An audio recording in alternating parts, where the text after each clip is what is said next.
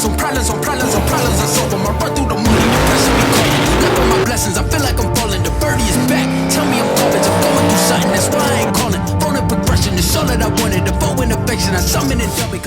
What is going on, guys? Welcome back to the channel. So we have a lot to go over. Finally got some stuff for the F250 and finally some things for the Mustang. But first off, I want to give a huge thanks to probably the largest sponsor of the car, of the channel, Trey, TG Motorsports.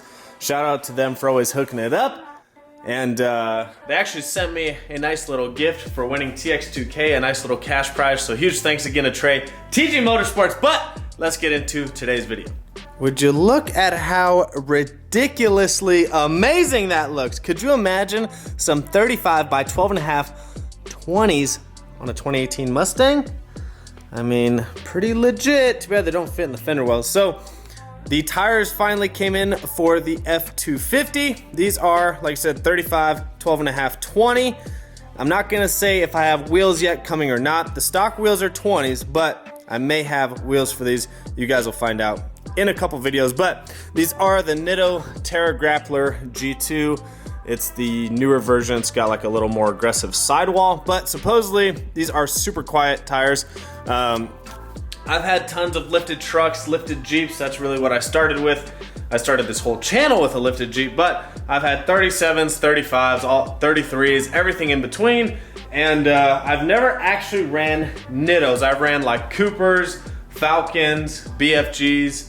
I haven't ran Toyos and I haven't ran Nittos, but I've heard, you guys can comment down below if you've had experience with these, but I have heard that these Nittos, for an all-terrain tire, you know, it's got a nice aggressive look to it.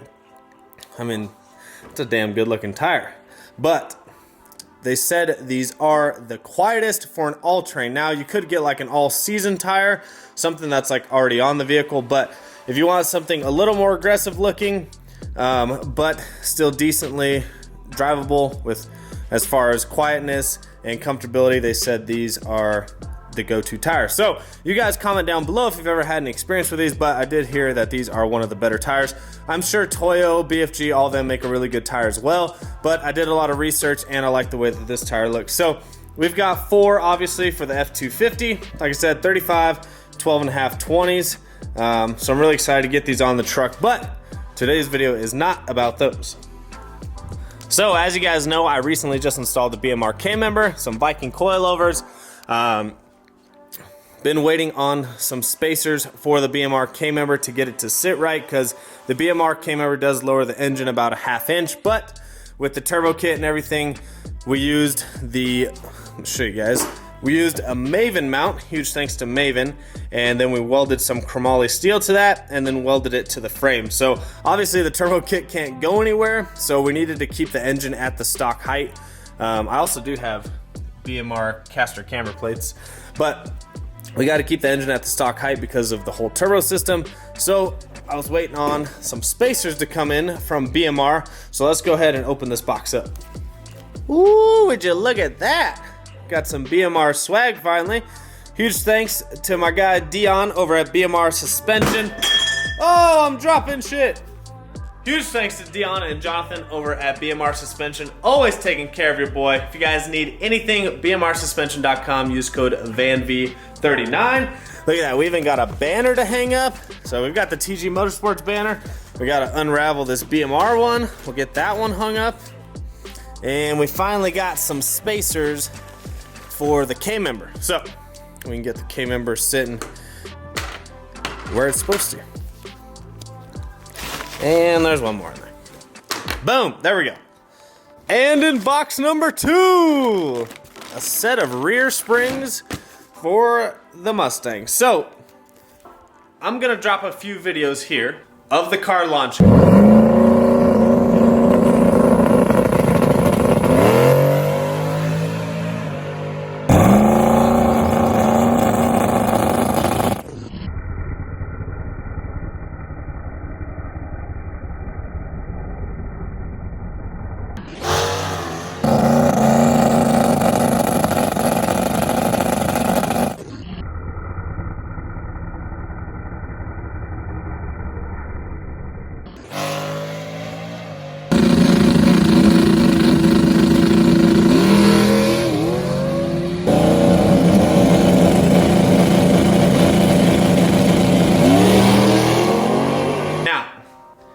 you guys see the car, you see that it squats very hard in the back, which is a good thing to a certain extent. So you want the car to squat a little bit because you want the weight transfer, right?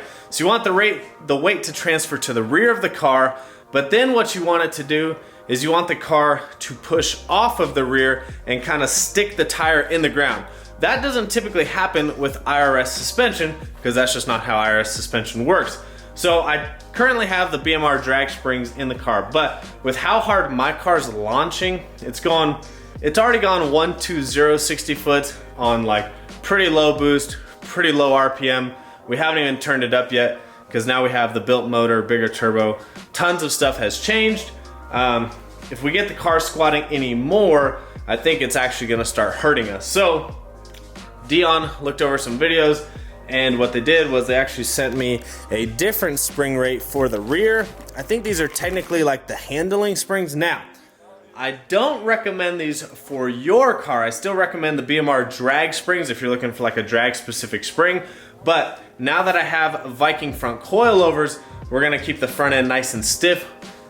We don't want too much squat in the rear. So we're gonna try and limit the squat a little bit. I'm also gonna add a metal spacer to the rear. I talked to John Lund Jr. about this, and essentially you're trying to get the car to act like it's a straight axle car, but it's an IRS car. Now, straight axles will always have their huge benefits over IRS suspension, but these IRS cars are getting to leave pretty hard. So we're gonna try a little bit stiffer spring in the back. Dion says there's a few guys that have tried it and they've had really good luck with it. So I think that coupled with the Viking front coilovers, it's gonna make a huge difference. Plus we dropped a ton of weight on the front, so hopefully with the car not squatting as hard on the back, it won't want to pick the front end up as much. Now, like I said, you do want some squat in the rear because you want the weight transfer, but you also need the car to plant the tire. You don't just want all the weight going to the rear and then the car just sitting on the tire the whole time. You want the car to hit the tire and push the tire into the ground. So hopefully that's gonna solve that issue. Obviously tracks aren't open right now, so we don't have a lot of testing places right now. But what this does is it gives me time to get the new springs on the car, finish up the K-member, and a few other things. Now, if you notice, there's no wheels on the car right now. So the welds are gone.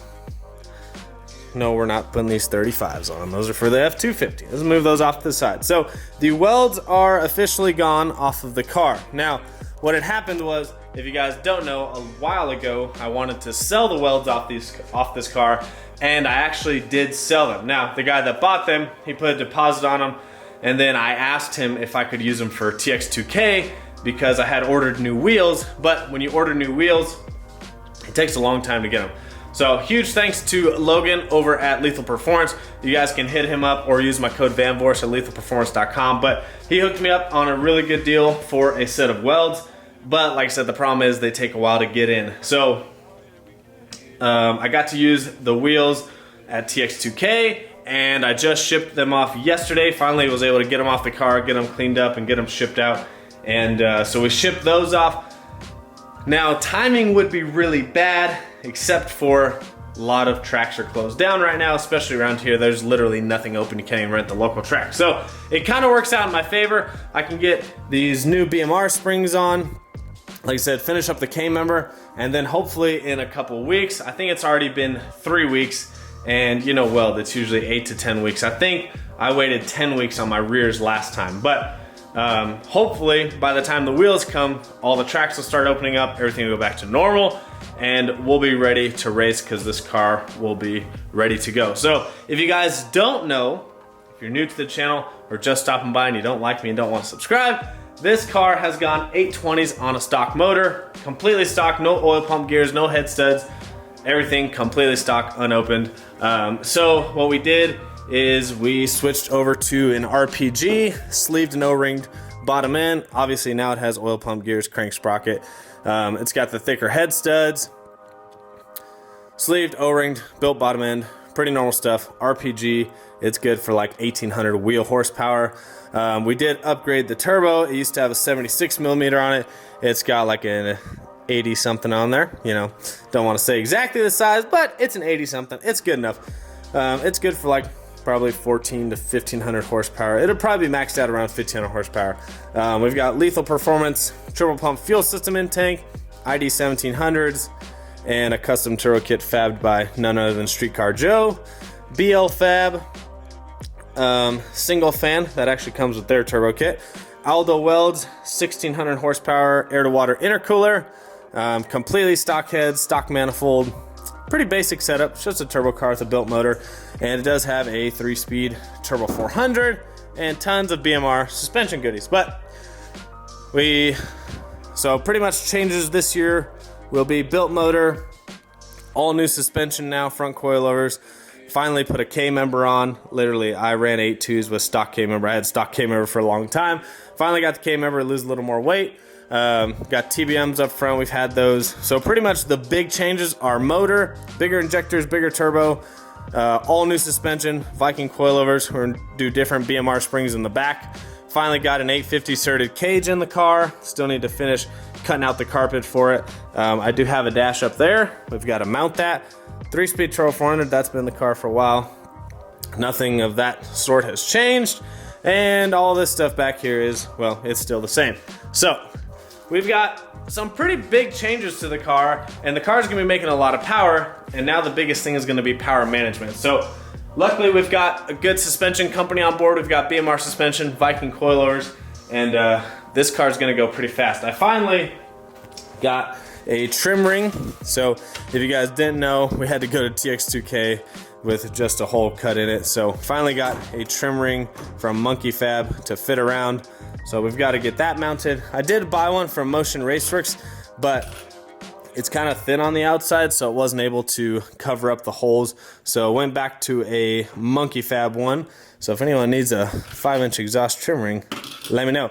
We also got, we did get MOTIONRACEWORKS limiters, so got to get those put on. So like I said, we do have a lot of changes to the car. The car's only been out once at TX2K, and then all that stuff happened. So hopefully everyone's staying safe. Hopefully all this goes away soon. It all blows over. We got to get back to racing, but as long as the wheels come in soon, we'll probably get back to doing some street content for a little bit, just to kind of pass the time. But I'm really, really excited for the tracks to open back up. Now, on to the next big news. If you guys don't know, Streetcar Joe, I'm gonna put a little teaser video here.